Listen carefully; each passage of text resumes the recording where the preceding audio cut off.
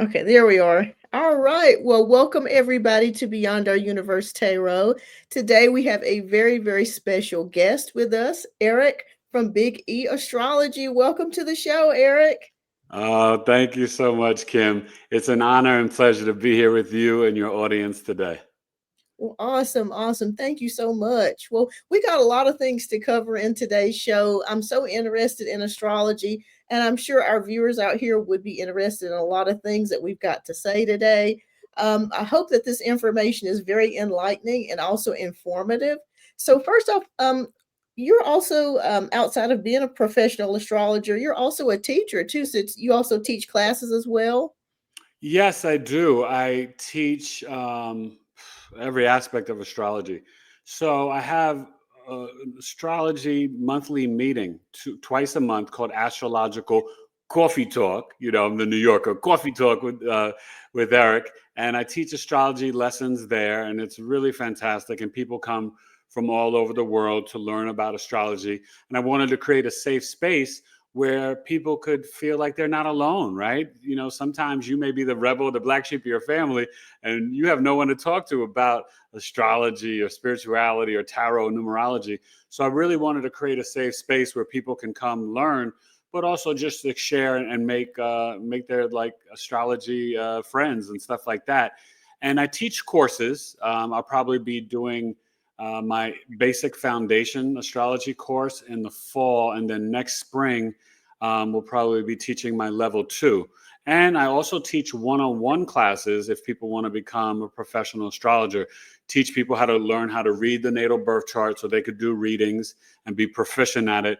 And and start reading charts for friends, family, and hopefully they can build up their astrology muscles to work with clients. So I love to teach astrology because I was a teacher. I taught for 13 years, and 10 of those years I taught with multiply severely disabled children in the Bronx in New York.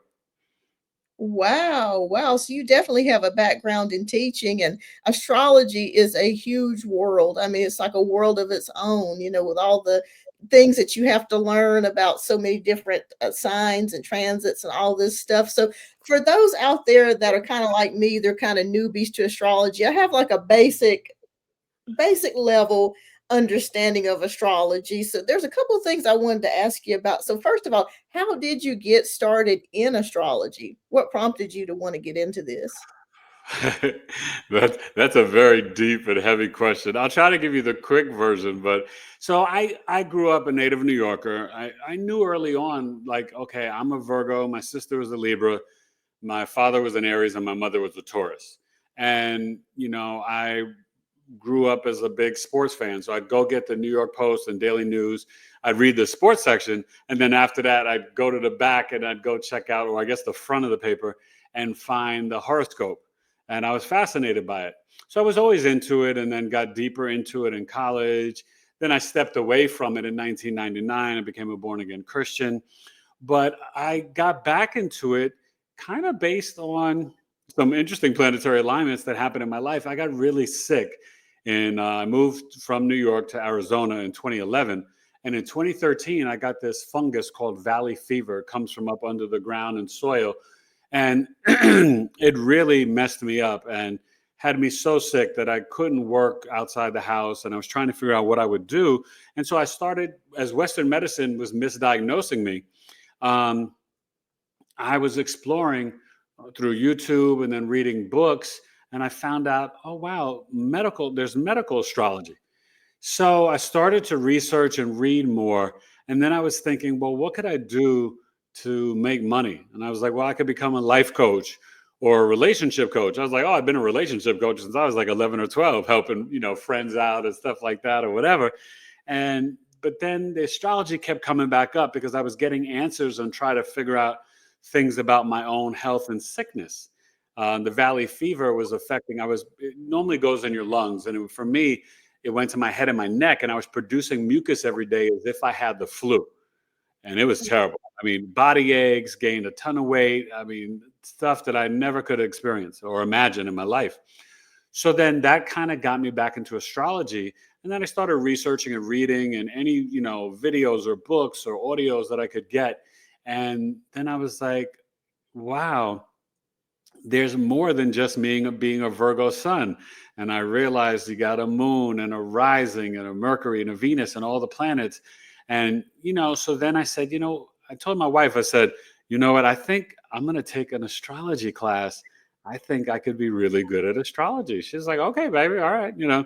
And I finally found a teacher that resonated with me because I took little webinars and workshops. But in terms of diving in and spending big money to take a class to really learn it, I found a woman who has similar placements to me. She's a Virgo and a Scorpio rising like me, and her name is Heather Elin, Astrology with Heather. And what was really awesome last year, I was able to have her on my podcast on YouTube, on my Knowledge is Love Astrology podcast. And when I took the course, I'll tell you, Kimberly, it just clicked. It was really a remembering for me that I've been doing this for multiple lifetimes and in the galactic. And the way that I picked it up, it was kind of illogical. I got it so quickly. And I'm visually impaired, so I was concerned about being able to see the lines and the colors and all the things. And, for me, it was about memorization. But for anybody, you've got to just memorize it, right? Because you've got to learn the archetypes. You need to know Aries through Pisces. Then you need to put it through all the planets. Then you've got to put both of those through each of the 12 houses. So memorization is really the only way. And I had my experience in the past of being a professional actor of memorizing scripts, right? I had to memorize scripts, whether it was television, film, or plays, and, sometimes really quickly. And it all just kind of came together. And when I took that course, it felt like the information just downloaded in my brain. And I was like, oh, I'm back. Here I am. I'm an astrologer. And, obviously I got better as the time went on and I learned different aspects of it. My practice, I am a Western tropical astrologer that uses principles of Vedic sidereal astrology and also evolutionary astrology. And I kind of tap into the Hellenistic astrology, which is more ancient. And I use the chart system. The basic, more modern is Placidus.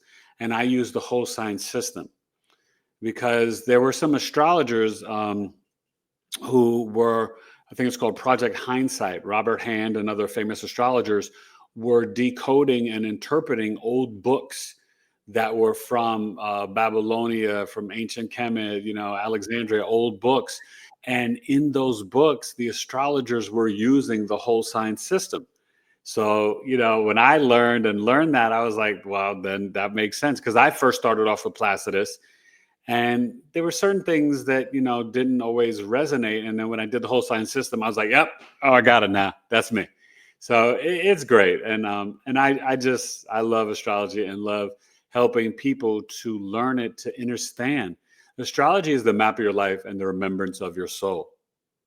Yes, wow. It seems like almost the events that happened in your life were not by coincidence at all. It was almost like this was planned out for you to make this move, for you to become an astrologer. And it just seems like That's with astrology, it's exactly. You're right. it's a science of different cycles. It's a science of so many things coming together. It's amazing how all of these things can come together and um, form our lives, basically. So, the next question I wanted to get into is for those who are new to astrology or just starting to learn. We just touched on this earlier. Could you break down what the sun sign, rising sign, and moon sign really mean? And how do they influence our personality, our life path? And in your opinion, which one carries the most weight in a person's chart? Okay. Well, that's such an interesting question because all of them, you know what I mean? So the sun sign, right? I'll use myself as an example, right? I'm a Virgo sun. The sun is based on the month I was born in, right? I'm September. So I'm a Virgo. The day, right, is based on the moon. The moon switches signs and houses every 2.5 days, 60 hours. So I'm a Capricorn moon.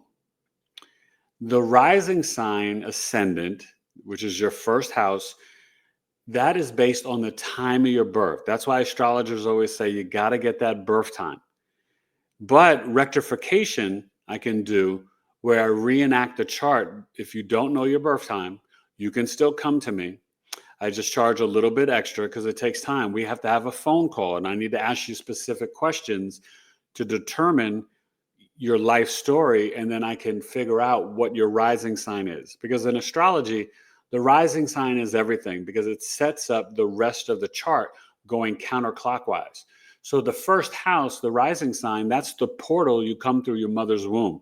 At the time of your birth, the sign, the constellation was rising and ascending on the eastern horizon, right? So for me, that's Scorpio. So the constellation of Scorpio is Anguilla. So at the time of my birth, Scorpio was rising in the eastern horizon.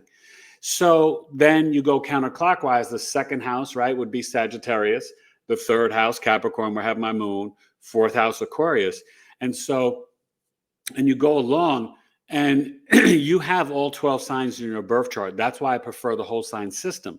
Because when people use Placidus, they have in there what we call interceptions, and it can skip a sign, right? So for me, the Placidus chart, it can skip Aquarius, and then it puts Pisces in my fourth house.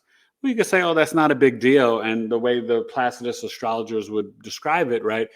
It's harder to access that energy, and things like that. But the problem is, when it doesn't just eliminate the Aquarius, it also eliminates the opposite sister sign, which is Leo. Now, does that logically make sense to you? Because the moon goes through all 12 signs in a month cycle, right? So when the moon's in Aquarius and Leo, and then I don't have in my chart, I'm still going to feel the Aquarius moon or the Leo moon.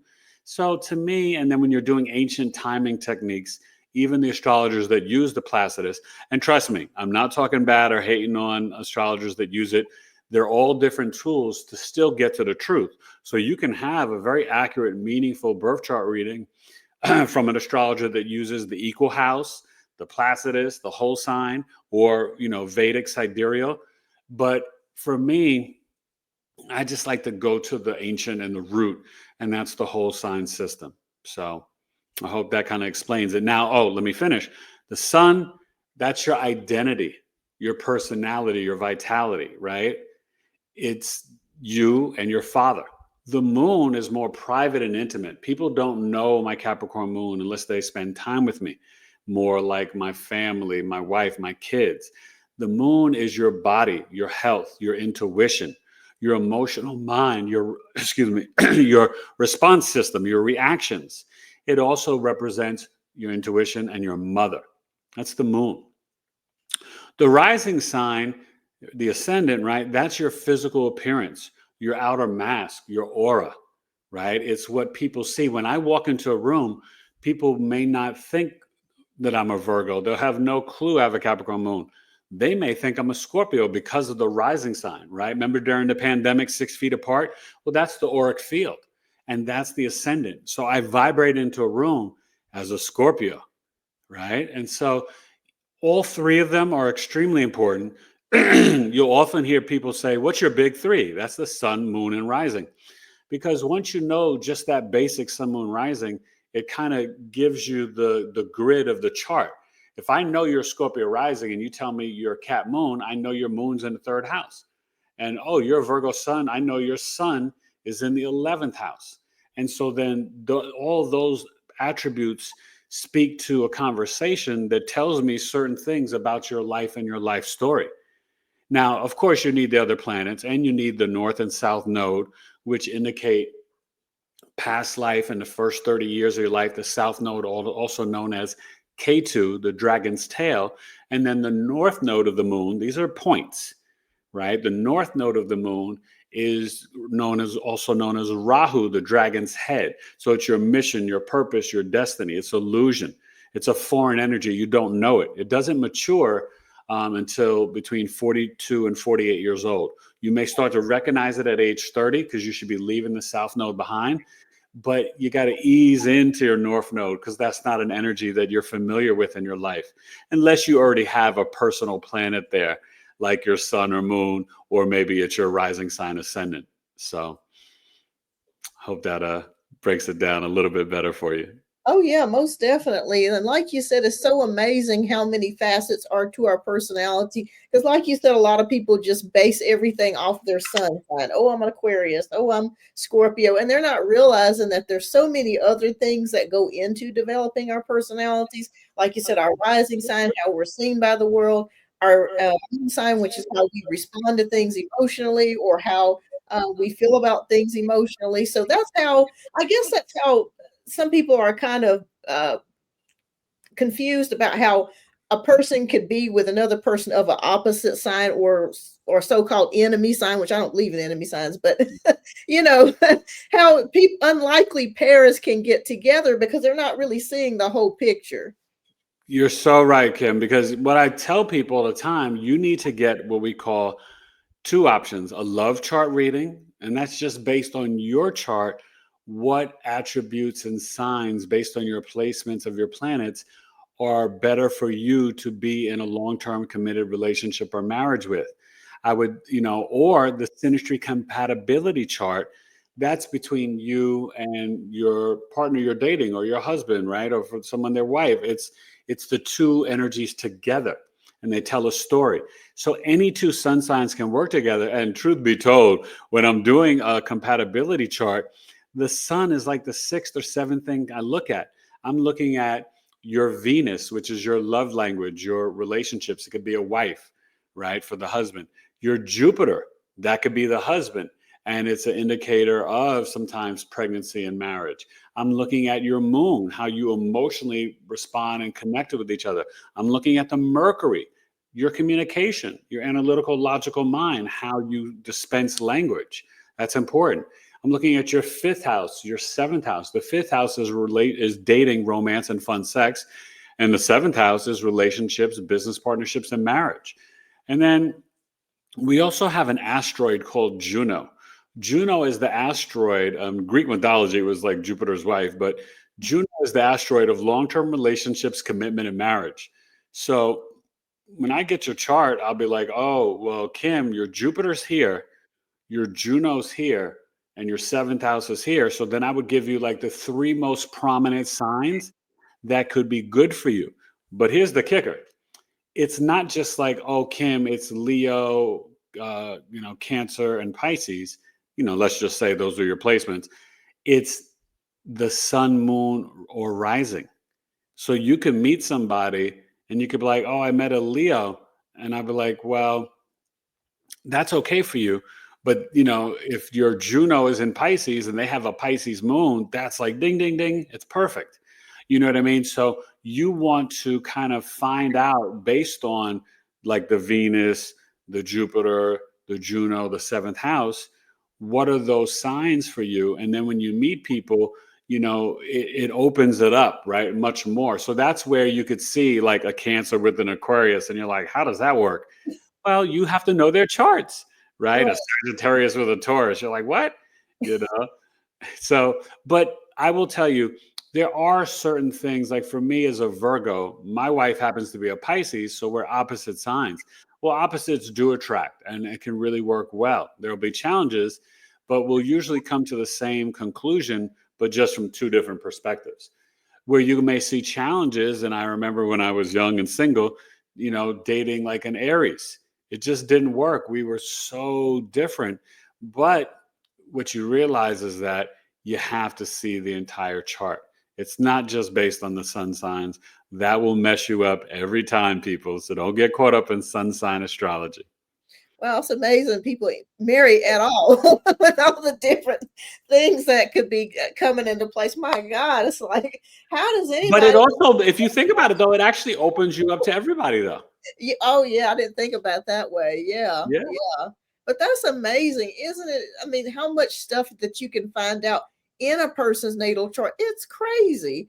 It's Well, insane. and what's really wild, I can also track with different techniques when you may meet your person, sometimes even where. And I can also see, I've tracked it, after it already happened, um, the birth of my children with my wife. Like you could see it based on the year. We have a technique in astrology called annual perfections. So The chart works where your first house is years old, right? And it goes in intervals of 12. So 0, 12, 24, 36, 48, 60, and so on, right? So you could look back at your ages and say, oh, well, I had I got married at age 37. And then what was going on in the chart? So age 37 would be the second house, right? Because the first house is 36. So then you could look at that and it's like Sagittarius. And for me, you look at the opposing house is the eighth house, and that's after the marriage. So when two people merge everything together, their resources. So that's part of the story for me. But then my wife has a Sagittarius moon. So then it even like layers it more. And you're like, oh, wow, that's crazy. Because the moon is also not just your mother, it's also the family you create. So, Wow. so those are just little nuggets that are so fascinating that can really show where you can connect with someone or like the birth of your children in terms of the timing techniques of annual perfection in the natal birth chart. It's fascinating. That is fascinating. And I'm sure, just as I'm a tarot reader, a lot of people always ask me the same question. I'm sure they're asking you, when will I meet somebody? What will this person be like? So yeah, that's the next question I wanted to get to. So apparently, as being an astrologer, you are able to see things like whether someone's likely to get married, maybe the kind of partner that they might attract, Um, or what their romantic life could look like. So tell me a little bit more about that. Well, so there's different aspects to look at, right? In astrology, as I mentioned in the annual perfections, we also have, and I recommend for all your audience and everybody, not just to get a birth chart. I always joke, Kim, I say if I was God or president, I'd make it law that everybody would have to get a natal birth chart reading. But to be honest with you, you shouldn't stop there. And it's not just for me or anybody else, because I'm honest. I tell my people, my audience, I say, I hope you choose to book with me because I'm really good. But find whoever you resonate with, but do it. Get a birth chart reading. It will transform your life. And the way that I do it, it's very spiritual, psychological. I help people to heal their inner child, reprogram their subconscious mind, tap into positive affirmation. So I go really deep. So you can use a solar return chart, right? So every year when you have your birthday, the solar return chart is based on the sun going back to the degree point.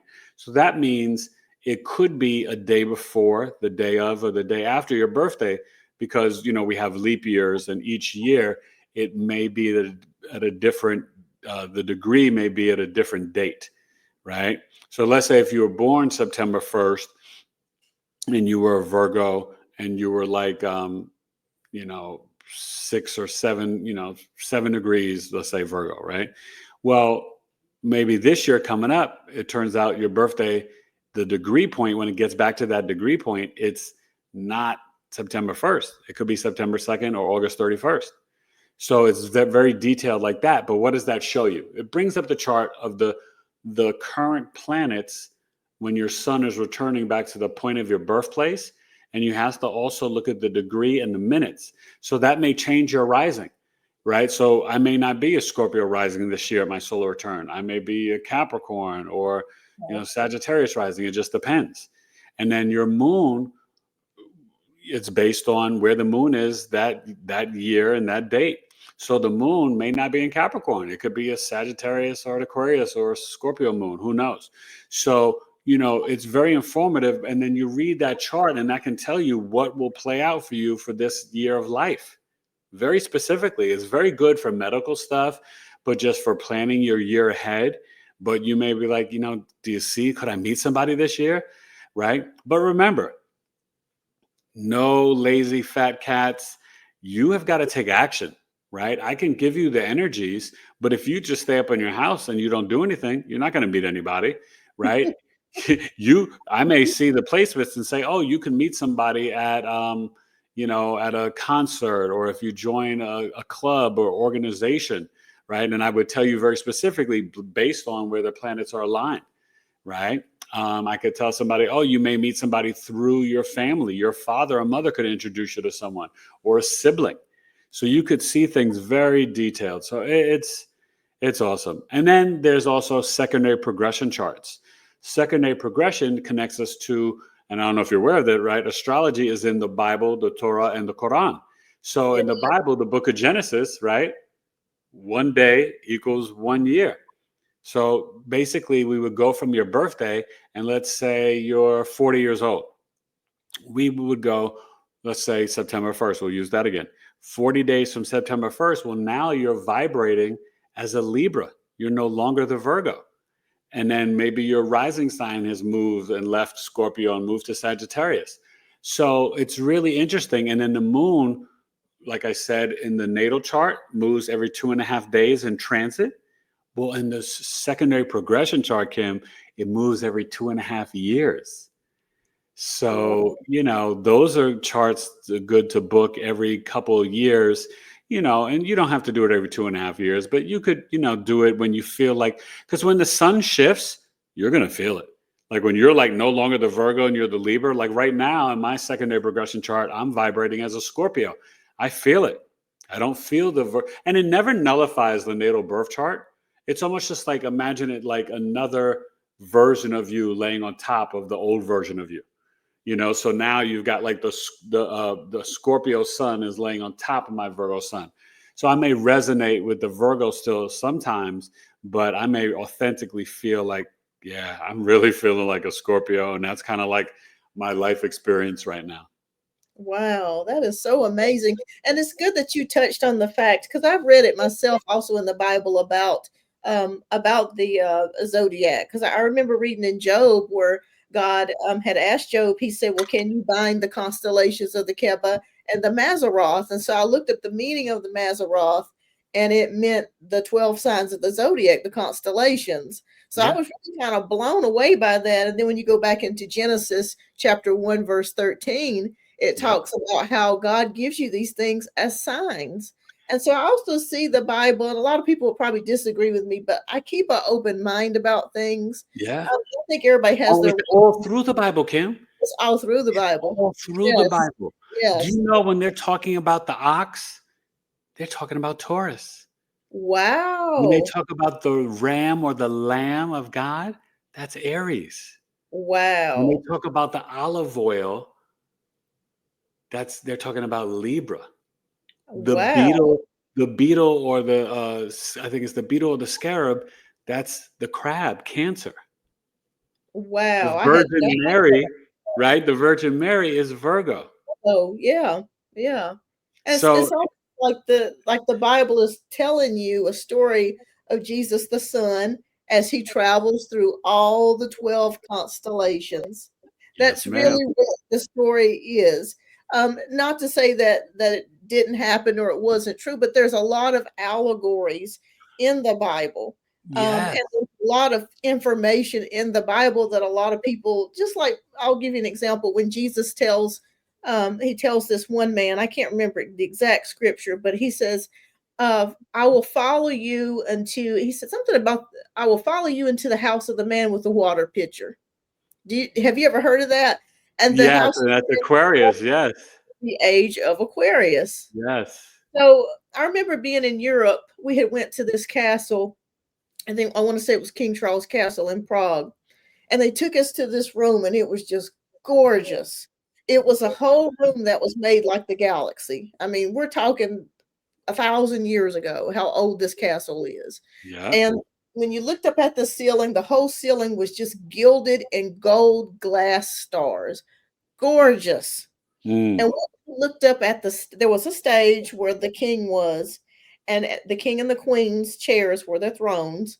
It was a small area, and they had pictures of just saints everywhere. There were real paintings of saints everywhere, and so they had crystals hanging down from the ceiling, and each crystal was a different color, but it was 12 of them. So after we got done with visiting there, I asked the tour guide. I said, "Can I ask you a question?" He said, "Sure."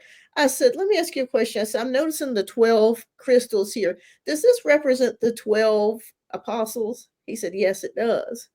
And so that's when it started kind of clicking in my head that the stories and things that we've been told in the Bible, they could very well be true, but they're also allegories. They're also ways to describe things in a way in layman's terms. Yes. They're metaphors for bigger pictures, for And bigger the things. 12 apostles connect to the 12 zodiac sign. Yes, exactly. 12 tribes of Israel. It's just so many things in it.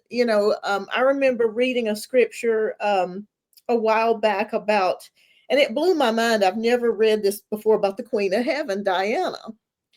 And it talked about an image, how the image of the Queen of Diana fell from heaven. And I'm like, what does that mean? I'm still trying to figure out what that means. It said from Jupiter was what it said, but I'm sure it probably has some sort of metaphorical meaning. But like you said, I mean, we have, I'm glad that you touched on that because so many people are so afraid of astrology. I was raised up very religiously. Yes. No, and that's common, right? Because of what they say in the church, but we have to realize is that a couple of things. The three wise men, they were magi. They were astrologers that found Yes, baby Jesus, right? And we now know, right, his real name. There was no J at his time, Yeshua, right? Yahshua. So that's how they found him, right? They were astrologers. So you know what I mean? And there's so many different things that connected. It is mind blowing and it's really fascinating. And even, even in the picture of the Last Supper, if you really look closely, they're representing each of the zodiac signs. yeah, So the it's four powerful. seasons. Well, yeah. Yeah. Yeah, it So didn't it's Da Vinci paint that, or was I'm not sure if it was Leonardo da yeah, Vinci or Da okay, Vinci. Yeah. yeah, Da And I Vinci. went to the Louvre in Paris and saw it. It was oh my God, incredible. Oh, I bet so. He was an incredible painter. My goodness, and inventor. It's amazing how some of these people just their skills are just otherworldly. Oh yeah. But remember, this all goes back to ancient Kemet, right? They learned the Greeks and the Romans went back. They studied in Kemet, and in ancient times, in order to become a priest or a doctor or an astronomer, you had to be an astrologer first. Astrology Wow, is older than all the religions. wow, that's amazing. Wow, it just it amazes me at how people back in those days had such few resources, but how brilliant they were. They were actually able to see things and use mathematics, and they Oh were yeah. just a whole nother Well, level. listen, they had to pay attention to the moon and planetary alignments for their survival, right? When the Nile River would fill up, they would pay attention to these different things. And this is for growing crops and food, right? So the Dogon tribe in Mali, Africa, that's connected to the dog star Sirius. And that's Wow, where they feel ascended masters like Buddha and Jesus, Yeshua came from, right? wow, And that's why America, founded by Freemasons, created July 4th, our Independence Day, because there's a portal between the 3rd and the 7th. The Cancer sun is conjunct the dog star Sirius at 14 degrees. wow, that is amazing. There are no accidents, my friend. They knew this is not a Christian nation. That's a myth, right? What's on your dollar bill? The pyramid. Yes, it is. It is. It most Okay. certainly is. But I mean, it's just amazing, just like what you're touching on, how much symbolism and how many things that we encounter every day that we don't even realize has such a vast history to it. And I was just thinking about I almost lost my train of thought here, but about all of the history. When I think about it, the presidents, celebrities, anybody of high-ranking stature, kings and queens, have always used astrology. It's one Oh of the yeah. best kept secrets. And I often tell a lot of my friends and people that I know of, and I think some of them are skeptical because they feel like, oh, it's evil and it's this and that. I don't see anything evil about learning how to work your way through this life and learning They how to get the they things that you created that because they don't want us to know the truth and have the power, right? right. They want us to go to them. You have to remember, right? Ronald Reagan, he came out and admitted it, him and Nancy. That's how they scheduled her breast cancer surgery, that they had an astrologer, meetings with Mikhail Gorbachev, right? During the Cold War with America and Russia. They used an astrologer, but all the presidents do. They were just the ones to admit it. But the famous quote from old J.P. Morgan. He said, braggadociously, astrology is the language of billionaires. Only millionaires don't use it. Yes, and you're exactly right. And case in point, I was just thinking about J.P. Morgan because he had a famous world-renowned astrologer by the name of Evangeline Adams. And Evangeline Adams had been working with J.P. Morgan for years. In fact, she saved his life. Like he was supposed to get on the Titanic, and she told him, "Do not go because there's going to be a terrible incident if you go." And guess what? The Titanic sank. Yeah, So, Mercury was retrograde. Yeah. oh gosh, no wonder. Oh Lord. Mm, Yeah. So, but listen, this is where a lot of this ancient wisdom and knowledge is coming up at this time because we have left the Piscean age, the age of deception and confusion and illusion. We are now in the age, as I say, this the beginning stages, pinky toe in the water at the beach, and the water comes up on the sand and the sand is damp. We're just there. So we are the brave souls that chose to be born at this time to be here for this shift. That's why the world's so crazy and wonky.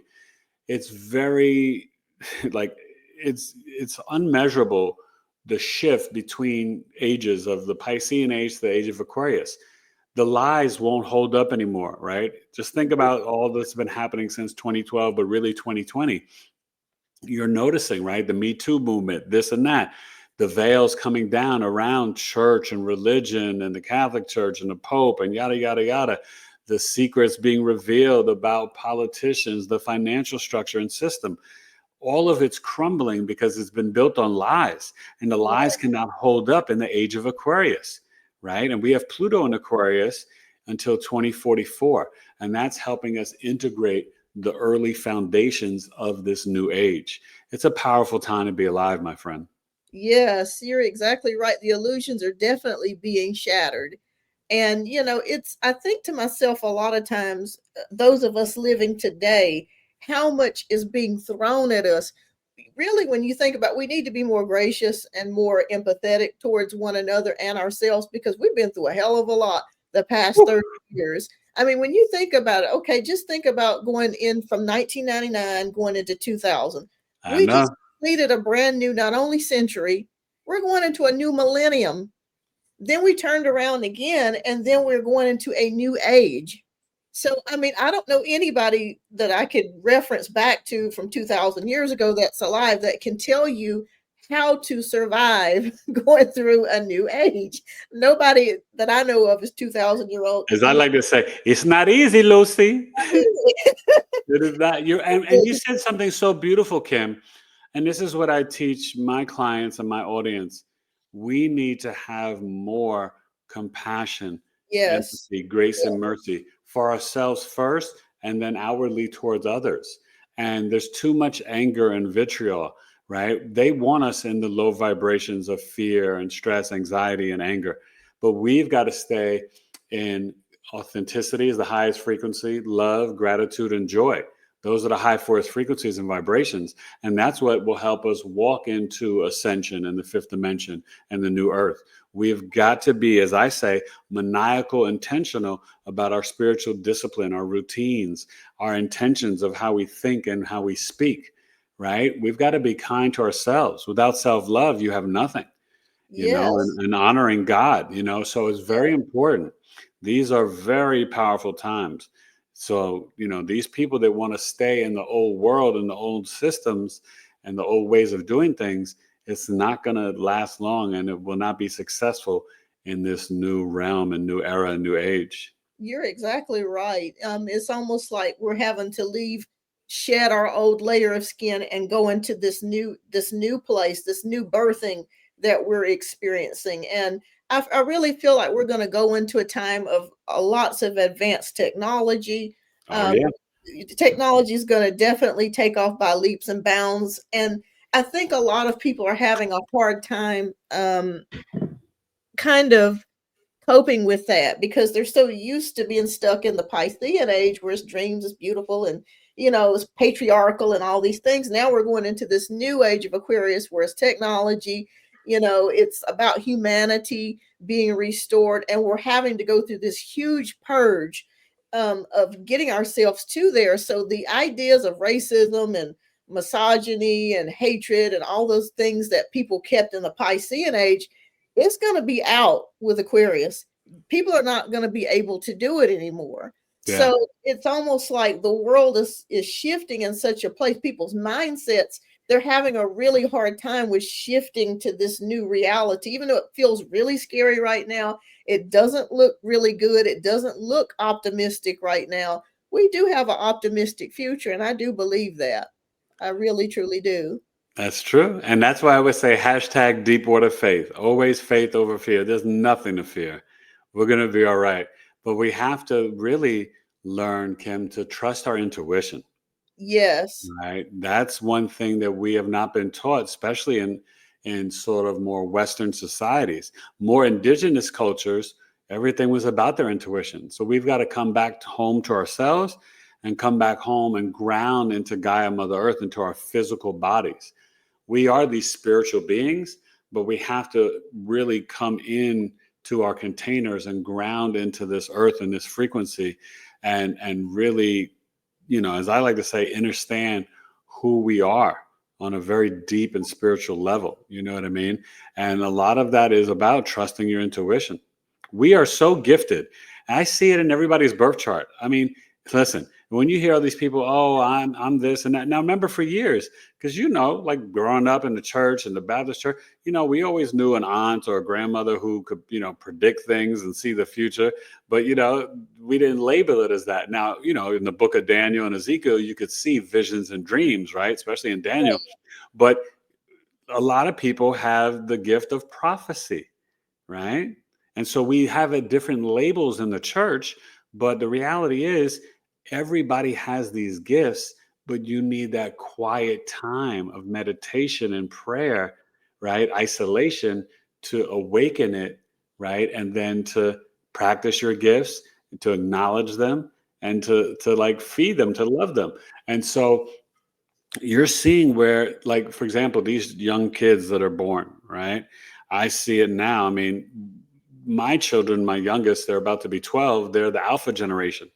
And now you've got these kids born in 2024 and 2025. These are the betas. These children are magic. They're coming in fully awakened with sometimes vast memories of multiple lives or different spiritual gifts or abilities. And we've got to get out of this whole programming that we've received, because everything is a program, right, in the matrix and the Mhm. conscious programming that, like, oh, that you just imagine things. Don't believe that. That's silly talk, right? No, listen to the children. They are our teachers.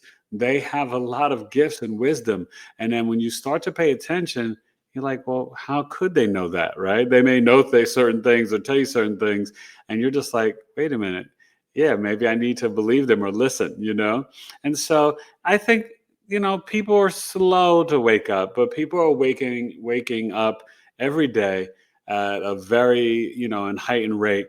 And I tell people, don't ever become a spiritual snob, right? I don't think I'm better than anyone, right? Yes, you're right. To Yes. me, I'm at the place where I give everybody grace and mercy, and I don't get into judgment, right? In Earth School, I may be in 11th or 12th grade, and someone else may be in kindergarten or first grade, but they could go through like this download or awakening or Kundalini awakening, or go through some sort of spiritual experience, and all of a sudden they become like this spiritual guru and giant, and all their clairs come on, and they're claircognizant and clairaudient, and they can hear voices and this and that, and they can see the future and tap into the Akashic records. And then they're like, a post grad in Earth School. They're like, got a master's or a PhD at Earth School. So you know what I mean? So I don't ever like to put someone in a box or a container. Leave that for Saturn, right? Saturn, we live in a Saturnian bubble matrix. Yeah. Saturn is the box of the container. But you don't want to limit people, because as long as you're alive and still have breath, each day you have an opportunity to grow. And I always say, when you learn better, hopefully you do better. Absolutely. You were so right about that, because a lot of people don't really realize that they do have these gifts within inside of them. And you're right, it is good for people to not be a spiritual snob. As Confucius used to always say, only a fool knows everything, and it's true. you Yeah. know we don't know everything, so we're constantly learning and evolving all the time. And there are times that even as a tarot reader myself, where I've had people come on and they'll be like, well, you're not interpreting the cards correctly, or you're not doing. They do this with every reader. I'm just Yeah. saying, it's like you don't really spirit is fluid for everybody. Yeah. Everybody perceives things, receives things in a different way. Yeah. um it's not a one size fits all type of category. Everybody's different. Everybody has different sets of skills, and like you said, one person may be in fifth grade today, and they may be in a philosopher doctorate's degree the next day. So that definitely, you're right And about. in these days and times, Kim, you could literally see that. Like, I mean, oh my gosh, it's fascinating, It and is and I like to hold space for people, right? Because I don't like for people to label and try to define me and know me. I'm getting to know me every day. So how you right. gonna think you know me because you had two conversations with me or watched my YouTube channel and this and that? It's like, you know, I don't know where we've gone wrong, and I think part of it is being born in the Piscean age, right? Because think about it. We didn't choose any of this. You're born into green is go and red is stop. What if you wanted purple to go and yellow to stop? You Yeah. didn't choose that, right? You think about school systems, parents, siblings, television shows, music, radio, films, books. All of these things have been fed to you that this is the truth and that you're to believe it. And now we're realizing, wait a minute, we were lied to in every facet and every aspect of our lives. So now we've got to go back and decode and try to figure out what what we were taught, how much. If you can keep 10 to 15% of it, you're lucky.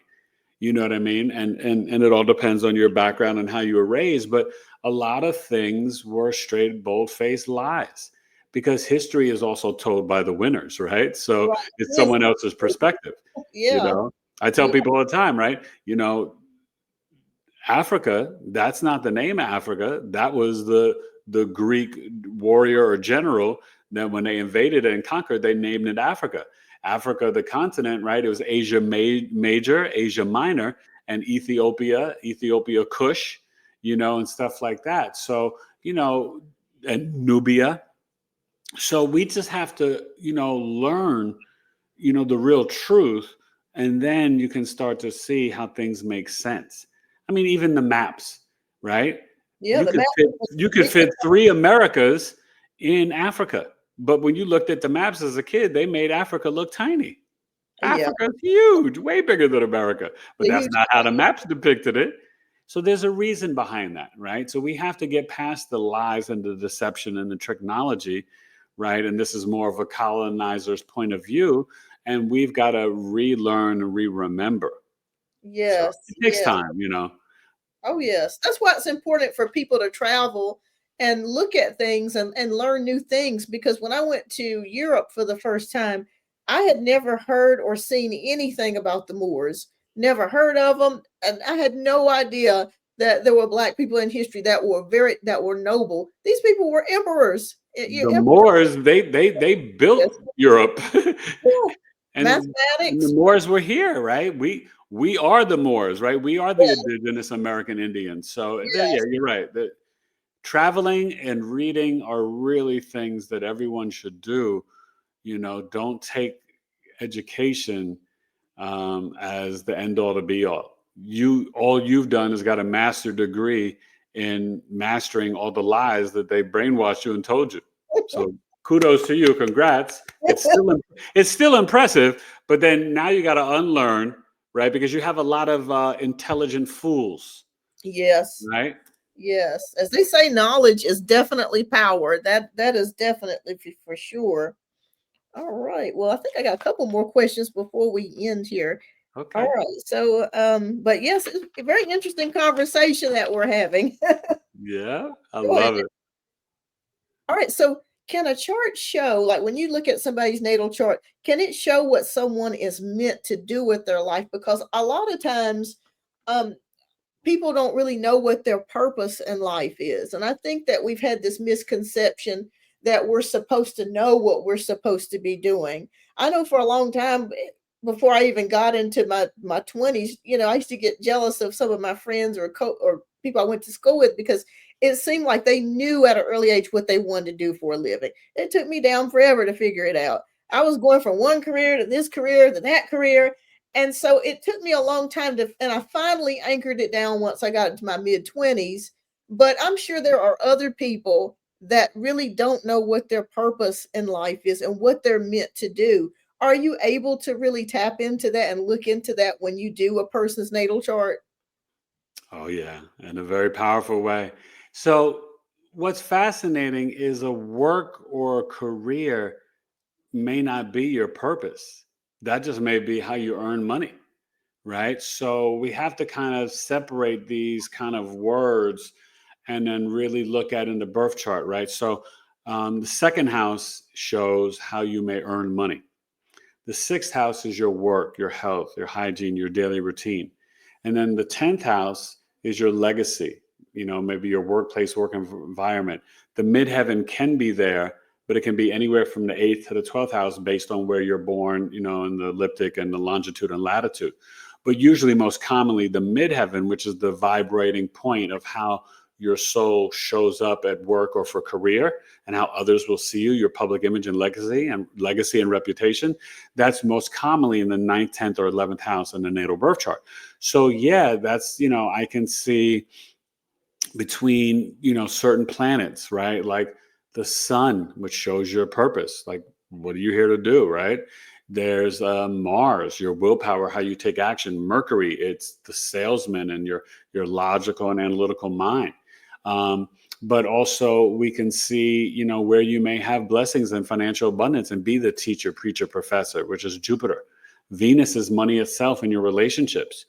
But there's also planets like Saturn in the North Node that can indicate your karma and your destiny and sort of showing like what your soul's purpose is to do in this lifetime. So it's very intricate and detailed. It's based on the signs, the planets, and the degrees. But yeah, I do business birth charts for people.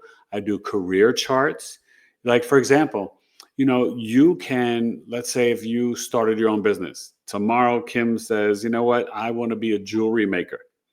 Well, I can, you can, we can set up a whole meeting where I can tell you when the best time is to file for your S Corp or your LLC, right? And you can cast a birth chart and I can tell you the story of your business. I do business birth charts for many businesses, regular businesses, spiritual businesses, tarot, astrology people, psychics, mediums.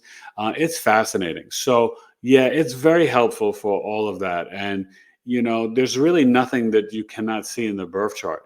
I tell people the astrology is never wrong. The astrologer may not see things or may not get it, and the person may not be honest or open with their experience or whatever. But I've had clients where I'll tell them things and it may not resonate with them at this time, but then it plays out 2, 3 years in the future and they're like, come back, oh my God, you said that in my chart reading and that's exactly what happened. And I'm like, yeah, I know.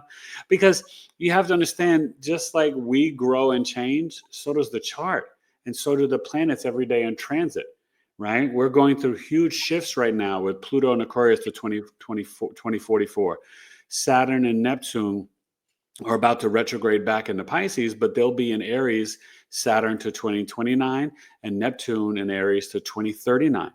Uranus just entered Gemini. It's there to November 7th, but Uranus will be in Gemini from April 2026 to 2034. And those are the alignments that are speaking to what you mentioned earlier about the changes and advancements in technology. With Uranus and Gemini and Pluto and Aquarius, by 2034, but definitely by 2044, you may have flying cars, you may have free energy, you may not recognize this world and our society. It is going to be different. We may be living amongst the aliens, who knows? I mean, probably already living amongst us now, but just hidden. They may just be like, at the, to think about Star Wars and Empire Strikes Back when they went to the bar, Han Solo, and they were just sitting there with all these different Oh, species. yeah. It may be something like that. So, you have to just be, as I say, faith over fear and have an open mind. But trust me when I tell you, things are coming and changing. And it's, even like we're going to be on digital currency, right? They're going to get rid of the paper dollars and the coins. That's going to be gone. The technology, I saw things when I was, in coma for 40 days, and I saw things of the future of technology. We're not going to have cell phones. We may just have these cards, and we use these cards for everything. We're not going to have like a mouse. The apps may be floating outside of the computer, like 3D and a hologram, and you just touch and move them with your fingers, you know? Did you go back and watch The Matrix and the movie Total Recall? That's something for your audience to go check out. I just watched it with my wife and kids the other day, The Matrix, because they never saw it. And it's really more like a documentary than it is a movie. Wow, wow. So I remember you telling me about your near death experience when you had that experience. I'm sure when this happened to you that you probably did see a lot of spiritual things and have a lot of experiences that that were just mind-blowing. So do you mind talking about other things that you experienced and saw? Sure, sure. I mean, so it happened back in 2021. It was a mixture of the Delta COVID and the Valley fever that I had had because even though I told them what I experienced, they gave me steroids when I went to the hospital and it awakened the Valley fever. So then it was like, hey, there's a party in this guy's lungs. Let's join it. And each day I got in the hospital, I got sicker and sicker. They never offered to induce coma, which they did to my neighbor when I awakened, he had told me. But I fell into coma. I got to 10% function of one lung. Oh my goodness. And my wife got a call on September 6th, a few days before my birthday. They were like, late at night, 11 o'clock at night, they said, they were panting, Mrs. Taylor, your husband's organs are failing. Death is imminent. We'll call you back in an hour. Click. That's the phone call Wow. she got, Kim. So you can imagine my wife was like, He's uh, frantic. yeah, okay, what do I do? The kids were asleep, so she just started praying and reached out to a friend and they were praying together. But, you know, um, this will give you chills. So when I left the house August 29th and my mother left August 27th, I should have left with her because they said, when your oxygen gets to 88%, you should be hospitalized. Yeah, you become a But hot. we literally had that COVID fog. Mine was like at 80, 76, 69. On August 29th, when I called, I was like, babe, I'm not feeling too good. I was like, she's like, well, then let's call. We called 911.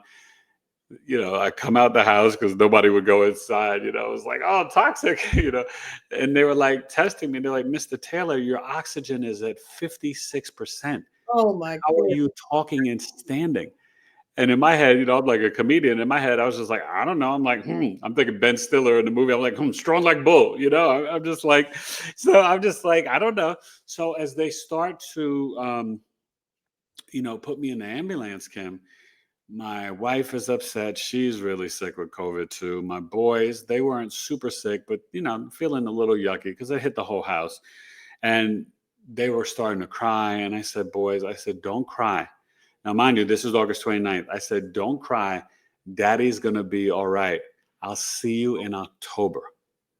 And it was like a movie scene. My wife was like, no. And then they closed the truck and I go off to the hospital. I don't know why I said that, but September 6th, I fell into coma and I did not wake up till October 16th for Oh good. goodness. I did wake up 2 times prior, and the third time was for good. I woke up October 13th at night. They would not turn on the lights to check on me. They just put me in restraints, and I went back to coma land. I was so upset, Kim, and frustrated because it was like 37 days. I was out cold. I awakened, and then it's dark. It's at night. I see a little light in the hallway, but I just wanted, I had the tube. I couldn't talk or anything. Couldn't see it. Didn't have my glasses, and they thought I was trying to pull out the breathing tube, and I was just trying. I still had my locks, but they were shorter, and I was just trying to wipe the sweat off my brow. Oh my They goodness. wouldn't turn on the light, Kim. I was hot. You could imagine. And so they put restraints on me, which actually hurt. It was, it didn't feel good.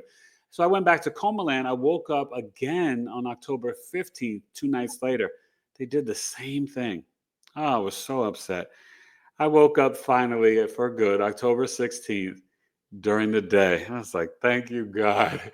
And the nurse comes in and she's like, "Oh my God. Hi, how are you? Oh, who put those restraints on you? Let me get those off. I'm so sorry." And I'm like, I was like, I mean, she was just like an angel. And they took off the restraints, and then I was up for good. They called my wife and she came.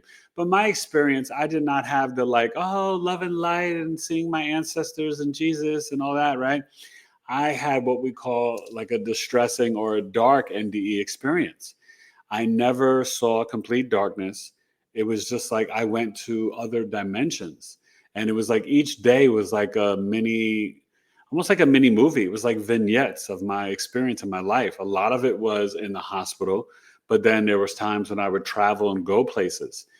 I was going to Mars. I was going to England. When I was in coma, I died 3 times. And after the first time, I was like, I came back and I was like, oh my God, like there's no death.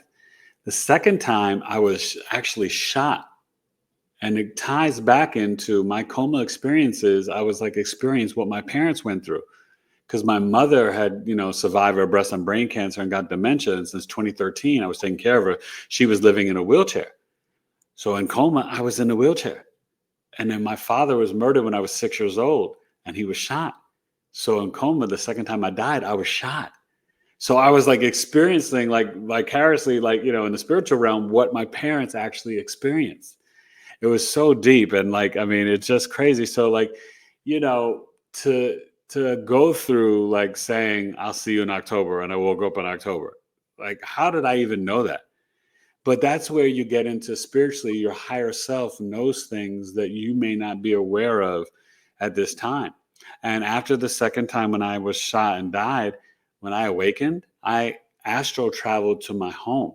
I saw my wife and a friend of ours who was also a business associate. She was like, you know, getting rid of a business. And then when I went to my house, now, unfortunately, in coma, the sad and negative thing was it wasn't in real life, but just in coma. My wife was like trying to kill me and she was cheating on me and she was having affairs and all this stuff. It wasn't true, but that's what I was experiencing. And I can connect that to the birth chart in terms of when I went to coma, how the planets were aligned that could explain that because I have no other way to explain it. And in the sky, Venus was in Libra at the time and in my 12th house of the hospital, and Capricorn, Pluto, right, it was a square. And when you have Venus square Pluto, that can show like jealousy or affairs or cheating or different things in terms of relationships.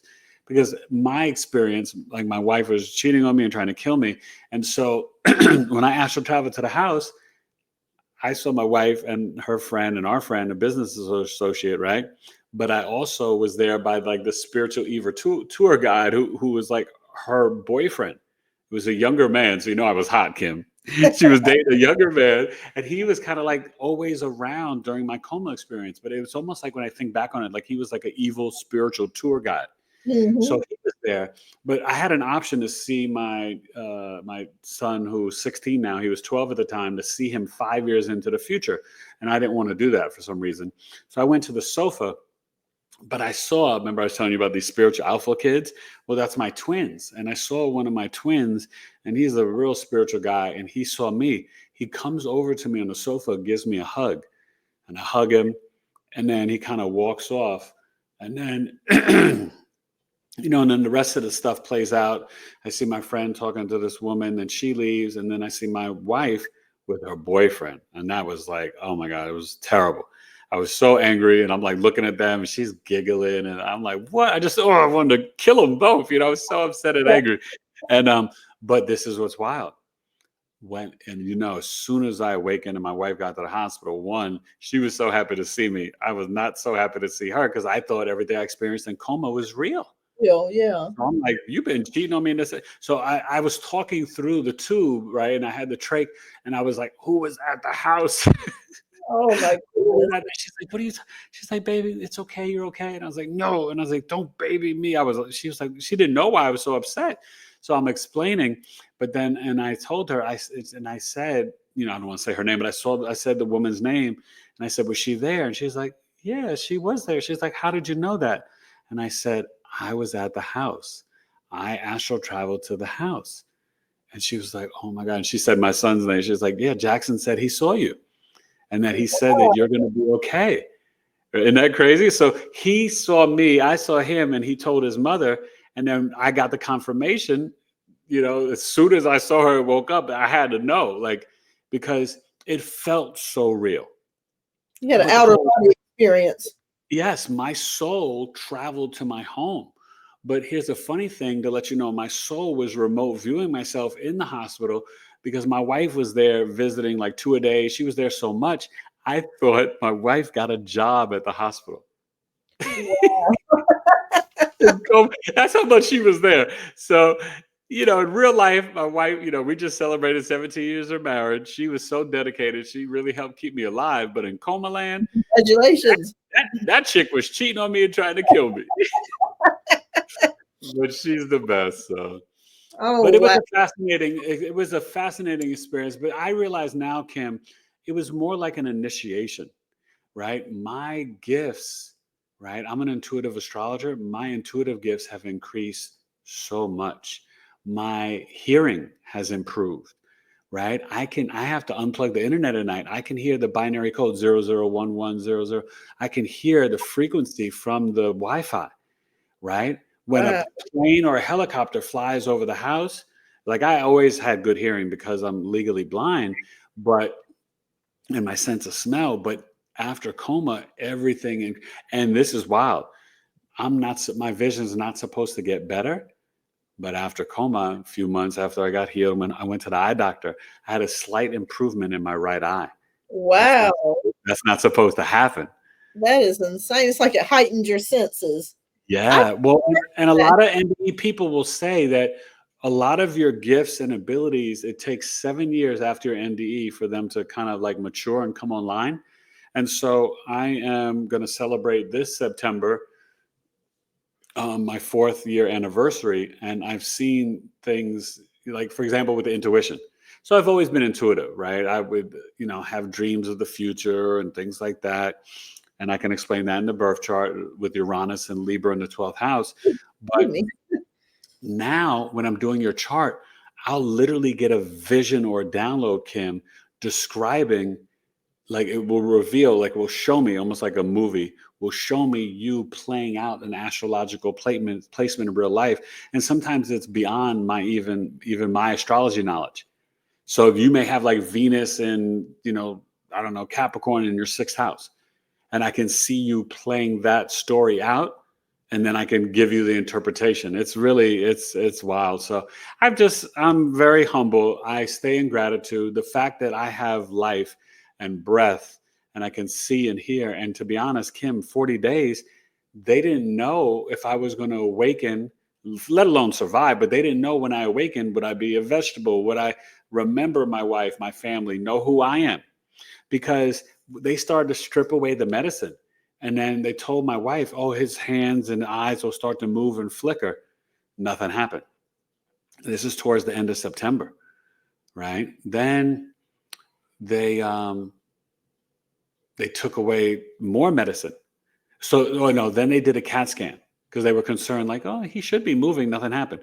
CAT scan showed, oh, the brain's okay. They waited a couple more days. Then we're getting into October. Then they stripped away everything. They said, Mrs. Taylor, your husband's eyes and finger, like he's going to start moving. He may start to wake up. So just be prepared. Nothing, Kim.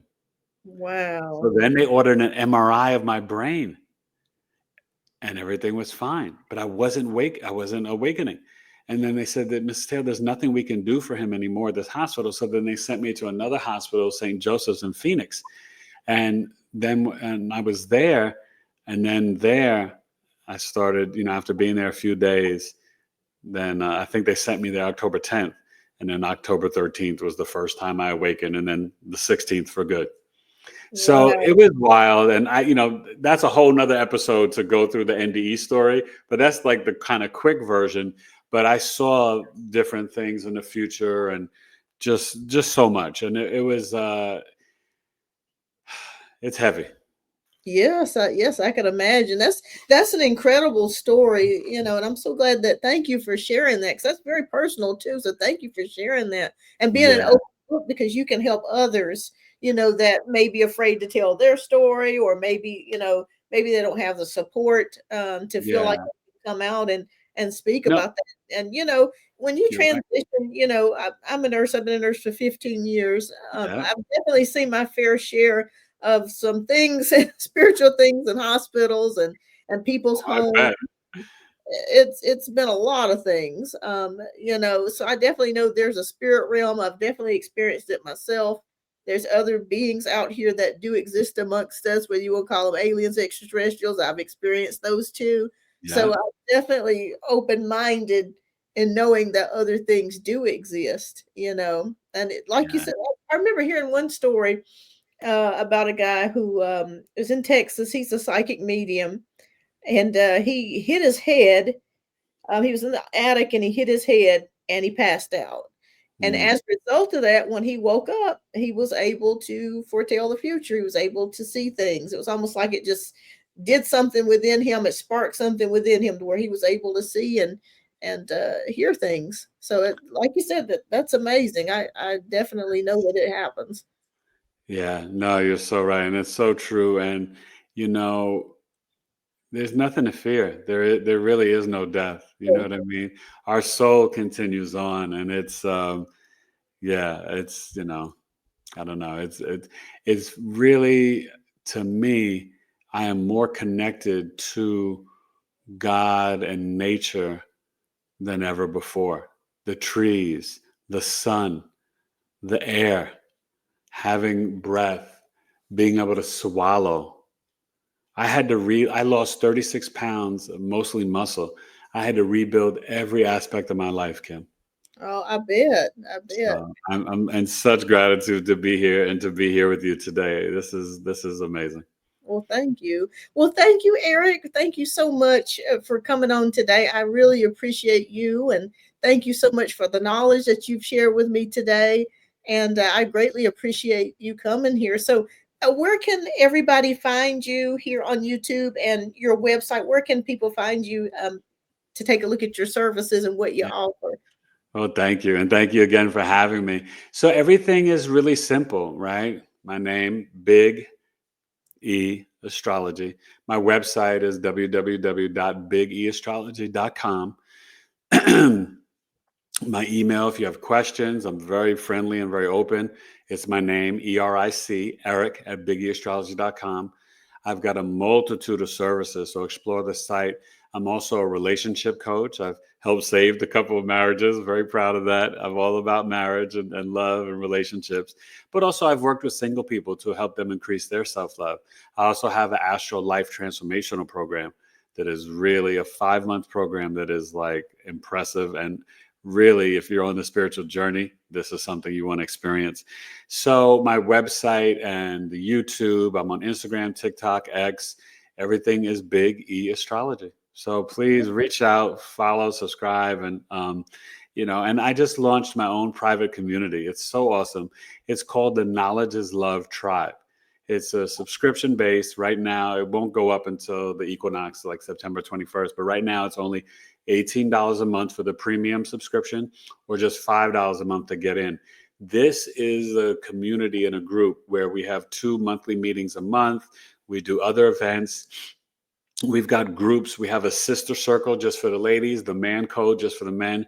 But we have groups. It's almost like it's through Buddy Boss, but it's almost looks like a Facebook. But there's groups where you can focus and learn on just subjects you're into: Wow. business, creativity, crystals, herbs, homesteading, astrology, numerology. On the 20th of July, we're going to be doing like a little tarot class from some of the members that are into tarot and stuff like that, and do tarot readings. We've got relationships and self love, meditations and mantras, spirituality. This is in a community where you can share your business and share your light. It's encouraged. And it's really created so that people can come together and to learn and to grow and to really have a tribe. So reach out and you can, book that. That's www.community.BigEAstrology.com. So it's really a positive space. We tell people like, hey, we don't do any, we're not, I don't care if someone's Republican, Democrat, Christian, Muslim, Jewish. We don't get into any of that. It's about people who are spiritually minded, want to grow and learn and share and build a positive community. Awesome, awesome. Well, there you have it. Well, thank you so much, Big E or Eric.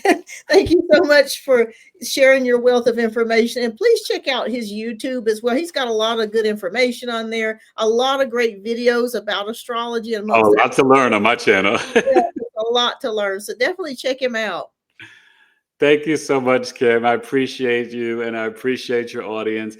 And keep doing what you do. You're such a positive light and you're gifted. And, I don't know much about tarot. So